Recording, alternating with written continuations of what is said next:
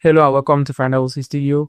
This show is sponsored by Taripesa, number one big packers in Nigeria. Please check the comment section for a link and register with them.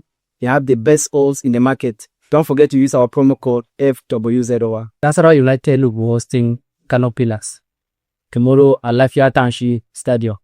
One of the previous features saw Nasarawa stay United defeated, and then they will have a opportunity now to win the match at home, take the home advantage at hold the match, and close the gap on Rivers United, who are topping them with 5 points.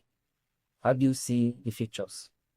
Yeah, it's a nice match because I have faith in Nasarawa United winning that match because going by record, Kano Pillars has never defeated Nasarawa United at all. The worst, they draw. And the last time we played against Kano Pillars at their own house, we were doing the playing, but Kano Pillars, we are doing the scoring. So now, coming back to our home, I believe we've already known the lapses and other things. Now, coupled with the fact that there are new fresh legs, about 6 or 5 players have been recruited to strengthen the team. So I believe we'll be sparking Kano Pillars At home. at home. We also have Nasarawa State Football Association. You look at how they have been trying to develop the football in the state by conducting these grassroots competitions. I also personally partake in some of the competition report, the Ramadan call. How do you think those competitions are important in improving the quality of players in Nasarawa State? Yeah, those competition has gone it has done a lot of positive impact to the youths in Nasarawa State, because let me just singularly call out a player. There's a player playing for Nasarawa United who plays for the left back. I think he was scouted when the FA hosted an Algon Cup. I think then he played for a football academy, Tanko Ova Football Academy. From there was scouted direct to Nasarawa United. He didn't play any other league or anything, but from there, since he has entered the team, he has been playing. And through Nasarawa's first round, he has not missed any match. And he has been playing complete 90 minutes of the game. So if you check other players, maybe they've been rotating, but this particular player has been the outstanding player for Nasarawa United in the first round of the game. So when we talk about the Governor's Cup, there are a lot of players also who have been identified by Nasarawa United, even Basira FC, who is playing in NLM. So I believe at the end of the tournament, some of those boys will be invited to the team. Okay. So what do you think the Nasarawa State government should do to improve this tournament, and then also the quality of players we have at the state? I think what's the problem now, the FA, or let me say football in Nigeria, is facing, particularly now, is infrastructure. Be it football, be it basketball, any sports, we don't have the facility. Now, apart from the Lafia City Stadium, we don't have any other standard pitch. Any other pitch in Lafia, maybe it should be 5 aside. It's not even standard. So how do you expect these boys to perform? Now, a player who is played maybe on the sound, and you expect him maybe after playing, training, and the coach maybe they say, okay, there's a match in the stadium. Okay, let's go and play. I discovered this guy is seeing a grass pitch, synthetic pitch for the first time. You don't expect him to perform. You will discover maybe he wants to control the ball and he falls down. Maybe his boot is not good. So these are part of the thing. So apart from infrastructure, then we have these human capital developments. How do you support the player? Boots, jerseys. You discover a player is playing, maybe he eats once a day. You go hungry in the morning, in the afternoon, but you reserve his money for the evening food. After eating, you wait till the next day. So we don't have sponsors. So, but we can get sponsors, get infrastructures, and these human capital developments. I think we are good to go.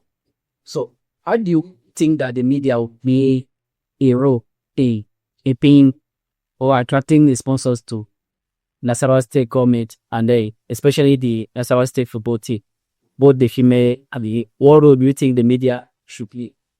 That's a good question and a very difficult one to answer, in the sense that I'm also from the media department too. because I'm also a media man for Nasarawa United. I'm also a registered member of Sports Writers Association of Nigeria. You see, before you can bring encourage media, now, if you are bringing in media, what does the media get in return? At times, you get media don't get free hand to operate, or they don't get the raw material they need. For example, let me give use this studio as an example. Now, we invite you to Nasarawa United. You are covering Nasarawa United matches and other things. But you, in return, what do you get in return? Who is financing you? In the other way around, Nasarawa United also needs to promote you. Yes. Maybe in terms of, okay, jerseys, your name is being appearing on your jerseys or the logo or other things. That means you're advertising you, and the other way, you are getting popularity with the people. So everybody wants to be at least patronizing your studio. But if these chances are not coming for you, then what's the importance of you partnering with Nasarawa United? Because they're not coming. Yeah. So another aspect of it is security-wise for media. It's only difficult for a media man or a media lady to go to a away match. Yeah. Let's say, for example, the last man Kano played with a particular team with I think is it Rivers, whereby the Kano were banned and taken to Casino. So at that moment, maybe the rancor fighting and other things, and as a cameraman or camera lady, you can't cover that event because the moment of you try to cover the event or cover the incident happening, one of the hoodlums will just come and hijack your camera and break it. Who will pay? Nobody will cover it. So that's why media at times are only just reluctant because they are not being protected. And if we look at the other African leagues, like the Moroccan leagues, we look at the South African leagues, we see that they have good players there. They have players who are competing for this. At this AFCON, we see that the South African team, they have the knockout, of course, but you see that most of their players were from South African league. If you look at Morocco, some of their players are also for the Moroccan league. So, or if you look at our Nigeria now, you see that almost all the players, apart from one goalkeeper, they play outside the country. When you come to Nigeria, you see that our professional league now, the payment, the remuneration of the players is not much. And then you see that when this player perform this season very well, the next season, another country, another club outside Nigeria will come and remember. What do you think should be done to start? I'm happy you just give yourself an answer of what I was what I did replying you. Yeah. You see, you compared South African league, Egyptian leagues, is Tunisian league. Now, every season, at the end of every Nigerian league season, you discover that 1, 2, 3, 4, 5 players, best players in the Nigerian league, moves out of the Nigerian league and go into maybe South African league or Tunisian league. Another season, the best will also move. Now, these best players or these good players move into South Africa to improve their own league. Yes. Whereas we are leaving others there. And they still expect us that we should pick from the ones playing at home. Yes. How is it going to work? It's not possible. So definitely you'll still be the ones that have gone out, at least, to seek for greener pasture, that will still be picked. So I didn't mean the players are staying. And the reason why I can't blame them because they pay. Because if we should just, find out or investigate how many players is going home with at least a pay package of 1.5 million or 1 million in the Nigerian league. It's not much. So I think maybe the highest paid player now should be from Remo Star from Remo Star or Rivers United. So most of these clubs just maybe 300, 400, 250. Monthly, the least is weekly. Monthly, not weekly. And some of these African countries pay weekly. Yes. So you can't compare it. If I have the opportunity also, I will go. Thank you. What do you think should be done in different the quality of our league? Well, to me, at first, we just have to go with facilities first. Let's have the facilities first, because if I look at the South Africa league or Moroccan league that you are playing, they have the facilities. They have good view, good keep, security, all those things. They have it. Okay, so Like a Nigerian player now, we look more safe in that country than us. Aside from the tax and other things, no, I mean being safe. You get, because you are playing in a very good class, a good field, like like um like Coach Lawrence has early said, right? He said you don't expect somebody playing in a grass field to just pump himself up to a synthetic or a normal grass stadium and start playing. It will be very hard because I think to me is getting the facilities first. I believe if we have the facilities in the country and basically Nasarawa, because this is my state, if we should have the facilities there, we will love the player from going, because I don't see what you are going to play in Morocco or in South Africa that Nigeria don't have. If we have good feed, good security, and the pay, if it is okay, you don't want to leave, because the tax here will not be much for you as an indigenous and a player of Nigeria. You get, and yes, if more scouting, you get more scouting, because I believe that even in the Europe club today, I will tell you that most of them are there based on luck or maybe connection. You get, I can tell you that I have seen several good players, street footballers that are good. You get more scouting, more football competition program that can bring us together, especially bringing scout to our states so that you can pick up our players and maybe nourish them for us to be the next super player. Thank you. So what do you think about the officiate?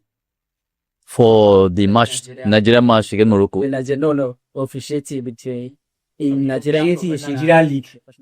Well, that has been one of the major topic in Nigeria, because you can hardly see or go by any week without seeing a club complaining about officials, the officials, the referees.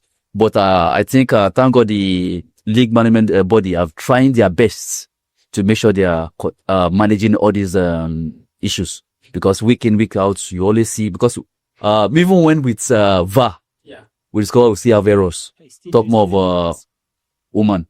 But at least they're still trying to manage compared to 3, 4, 5 years back, because now you discovered some teams do go away and win matches away. But then it was very difficult to win a match away. They will tell you Gida na Gida. So like they will say, okay, like Kano pillar, the slogan is okay, Muda Gerim what, Masu Gida, things like that. So they will put this fear you, but you see in Nigeria League today, you go out and you win your matches. That's why the fact we know there are seas in some terrain you go, you find difficult to do that. Okay. But what do you think they should be different? The FA, no, like what we are still clamoring for, and which every other country has developed on it. If we can bring in VAR to also help these referees, because with this VAR issue of call for handballs, penalty call, and other things, at least it will be minimized. Yes. Please quickly give us your take on the Morocco and Nigeria match, the semi-final. That match is going to be very difficult for Nigeria, but Nigeria will win the match, and I'm predicting 2-1 for that match. Oh, well, it's a tough match because we are playing the home team. It's going to be a tough match. We are going to suffer. We are going to suffer because we are playing against somebody who really don't like us. We beat their women in our WAFCON last time, and we saw how it goes. From them leading 2-0, all hope high. At the end of the day, we just bring that down for them.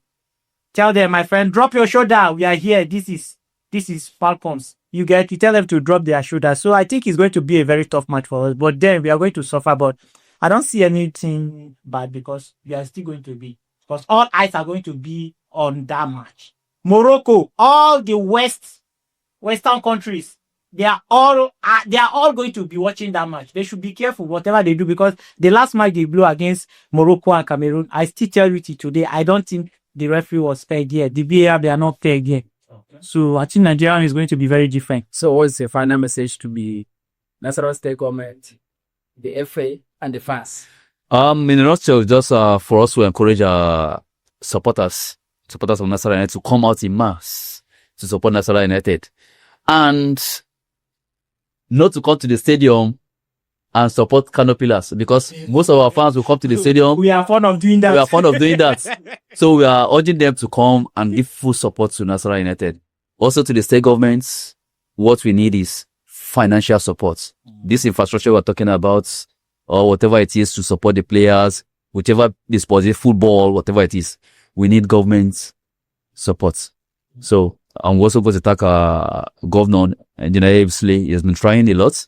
Presently, I think the stadium has been renovated and the pitch, the synthetic, is also going to be renovated too. So what's the kudos to him? Thanks.